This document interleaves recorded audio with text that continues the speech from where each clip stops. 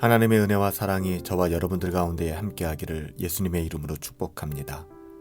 고난주간 새벽 기도의 첫 번째 날입니다. 오늘은 마가복음 14장 1절부터 11절까지의 말씀을 가지고 결코 낭비가 아닌 가치 있는 삶이라는 제목으로 하나님의 말씀을 함께 상고하도록 하겠습니다. 마가복음 14장 1절부터 11절까지의 말씀입니다. 이틀이 지나면 유교절과 무교절이라 대제사장들과 서기관들이 예수를 흉계로 잡아 죽일 방도를 구하며 이르되 밀란이 날까 하노니 명절에는 하지 말자 하더라. 예수께서 베다니 나병 환자 시몬의 집에 식사하실 때에 한 여자가 매우 값진 향유 곧 순전한 나드 한 옥합을 가지고 와서 그 옥합을 깨뜨려 예수의 머리에 부으니 어떤 사람들이 화를 내어 서로 말하되 어찌하여 이 향유를 허비하는가? 이 향유를 300데나리온 이상에 팔아 가난한 자들에게 줄 수 있었겠도다 하며 그 여자를 책망하는지라. 예수께서 이르시되 가만두라. 너희가 어찌하여 그를 괴롭게 하느냐? 그가 내게 좋은 일을 하였느니라. 가난한 자들은 항상 너희와 함께 있으니 아무 때라도 원하는 대로 도울 수 있거니와 나는 너희와 항상 함께 있지 아니하니라. 그는 힘을 다하여 내 몸에 향유를 부어 내 장례를 미리 준비하였느니라.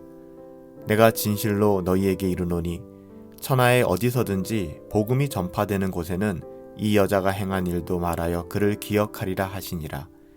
12 중 하나인 가룟 유다가 예수를 넘겨주려고 대제사장들에게 가매 그들이 듣고 기뻐하여 돈을 주기로 약속하니 유다가 예수를 어떻게 넘길까 하고 그 기회를 찾더라. 아멘. 복음을 위하여 살아가는 삶을 향하여 어떤 사람들은 그것을 낭비라 생각하고 또 허비한다고 이야기합니다.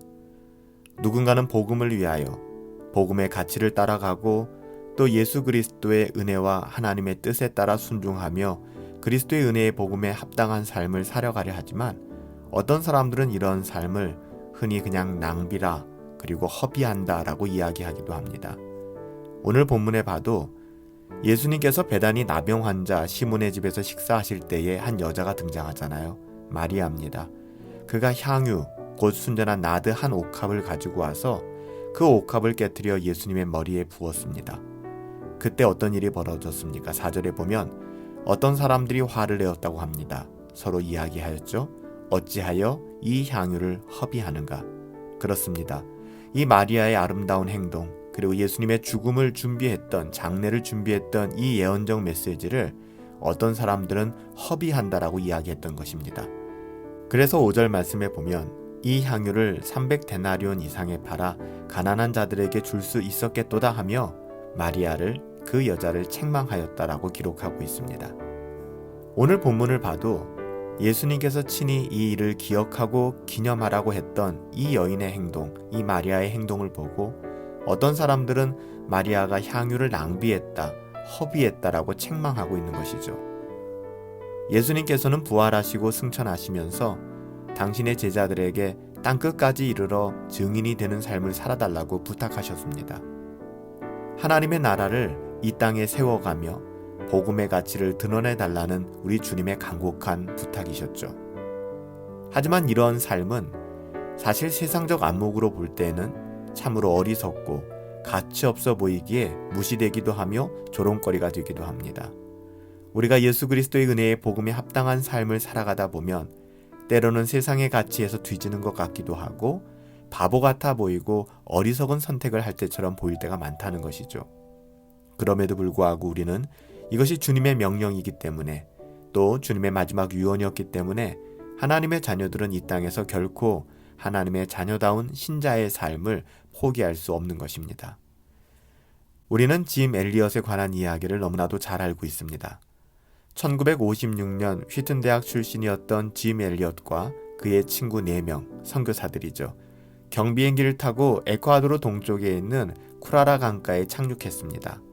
그리고 그들이 내린 뒤 이틀 뒤 5명의 선교사들은 복음을 전하기도 전에 아우카 전사들에게 창과 도끼로 무참히 살해당한 채 시신으로 발견되었습니다. 그들의 나이는 불과 29살이었습니다.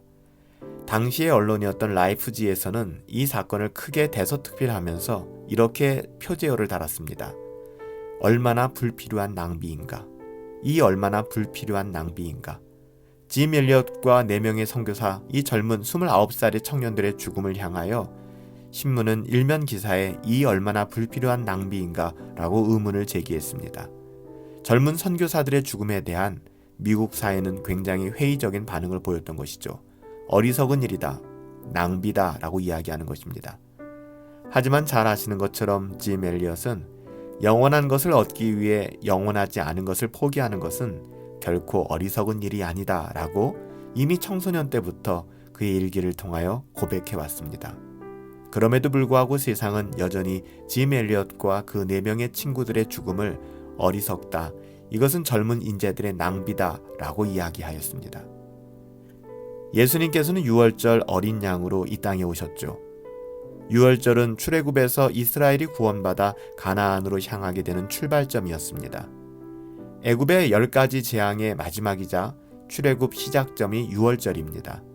사망과 죽음에서부터 해방이 되었으며 노예됨에서 자유를 얻는 감격적인 순간이 바로 유월절인 것입니다. 패스오버 데이, 유월절. 예수님께서는 이런 두 번째 유월절을 위한 희생양으로, 어린 양으로 이 땅 가운데 오신 것입니다. 그래서 우리의 영혼이 사망에서 그리고 죽음에서 해방되어지며 그리고 노예되었던 삶에서 참된 자유를 누리는 하나님의 자녀다운 삶을 살아갈 수 있도록 이 땅에 어린 양으로 오셔서 자기 자신을 희생하시고 우리를 위하여 죽으신 것입니다. 그래요. 이제는 이틀만 지나면 유월절이 찾아오는데 오늘 본문의 대제사장과 서기관들은 예수님을 죽일 모의를 하고 있었습니다. 그들은 종교 지도자들이며 사회의 지도자들이기까지 했지만 그들의 관심은 오직 세상의 썩어질 어떠함에 기초하고 있었기 때문에 대제사장들과 서기관들은 예수님을 죽일 모의를 하고 있었던 것입니다. 그들의 생각 속에는 오직 세상의 어떠함들, 세상에 썩어질 그 어떠함만을 추구하고 있었기 때문에 이런 일이 가능했던 것이죠. 관심이 세상에 있으면 여러분, 복음은 보이지 않습니다. 우리의 관심이 세상에 있을 때 절대로 우리 눈에 복음은 보이지 않습니다. 하나님의 나라를 세우고 복음의 가치를 더욱 드러내야 할 사람들 역시 이외가 아니죠. 결국 세상의 눈이 멀어 메시아를 보지 못한 것입니다. 당시 대제사장들과 서기관들이 이런 삶을 살아갔던 것입니다. 바로 이때 한 여인이 등장합니다. 이 여인은 향유를 예수님 발 아래 부었습니다. 이는 예수님의 죽음을 예비한 것이었죠. 예수님께서는 이 여인의 행동을 칭찬하셨습니다. 내게 좋은 일을 한 것이라고까지 말씀해 주셨죠. 하지만 이 광경을 지켜본 사람들 중에는 어떤 사람들이 그녀의 헌신을 조롱하기 시작했습니다. 매우 이성적이고 논리적이며 지성적인 말이었지만 복음의 가치를 전혀 이해하지 못한 사람들이었어요. 그래서 예수님의 머리에 발 앞에 향유를 부은 마리아를 책망하였고 오히려 향유를 낭비한다고까지 그렇게 질책하였던 것입니다. 그들은 생명을 살리는 복음의 가치를 전혀 알지 못했습니다. 복음에 무지한 사람들이었죠. 그런데 이러한 사람들 중에 예수님의 제자가 있었다는 것은 정말로 놀랍고 두려운 일입니다. 그 사람이 바로 유다였습니다. 가룟 유다. 그는 비록 예수님의 제자였지만 세상의 가치에 눈이 멀어서 생명의 주가 되신 예수님을 보지 못하였고 알지 못하였으며 따라서 배신할 수밖에 없었습니다. 오늘 본문에는 믿음의 헌신과 불신의 배신이 극명하게 드러나고 있지 않습니까?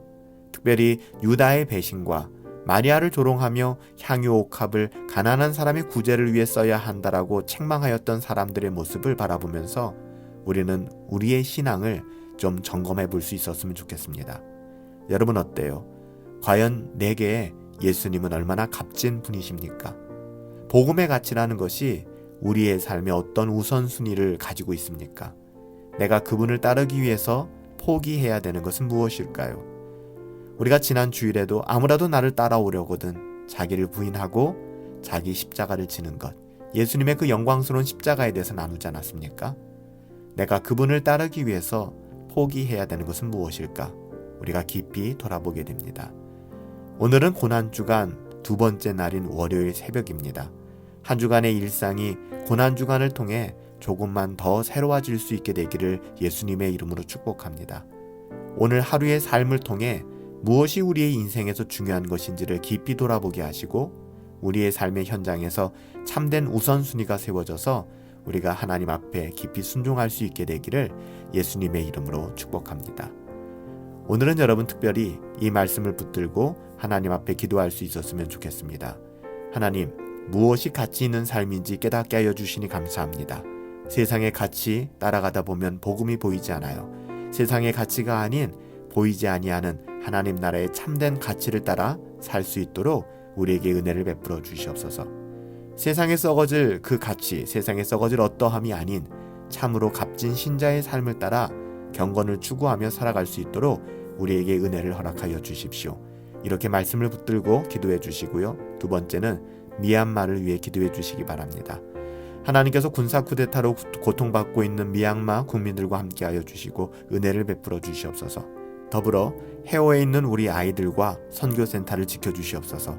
이번 일로 복음의 문이 닫히지 않게 하시고 고난의 시간을 통해 미얀마가 그리스도의 복음으로 회복될 수 있는 은혜를 베풀어 주시옵소서. 특별히 최 선교사님과 그 가정을 위해 기도합니다.